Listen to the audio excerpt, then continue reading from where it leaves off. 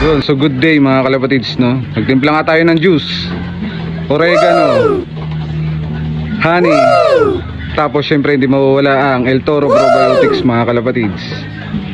So bigyan na natin. So dati ginagawa ko oregano lang tsaka honey, pero ngayon hinaluan natin ng probiotics mga kalapatids, no? Dahil matagal tayong nawala, tapos puro ulan, init. Ngayon, kanina ang init, ngayon ulan na naman mga kalapatids. So simula kaninang umaga pinaliguan ko sila mga kalapatids. Hanggang mag-alas 2 na mga kalapatids ay wala silang kain-kain tapos inuminom. So pinakain ko muna ng kaunti.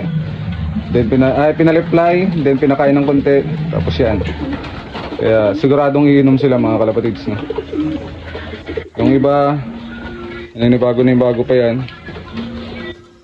Pero hindi katagalan ay iinom yan. Dahil mga uhaw na nga mga kalapatids. Yun. So napaka-solid ng juice na ginawa natin. Dahil syempre dinagdagan natin ng El Toro Probiotics yan mga kalapatids. Yun. So may natira pa, ibibigay na lang natin to sa iba. So dito na lang, para mamaya inumin na lang nila mga kalapatids, no? Yun. So hanggang dito na lang mga kalapatids. Maraming salamat sa panunod. God bless. Bye.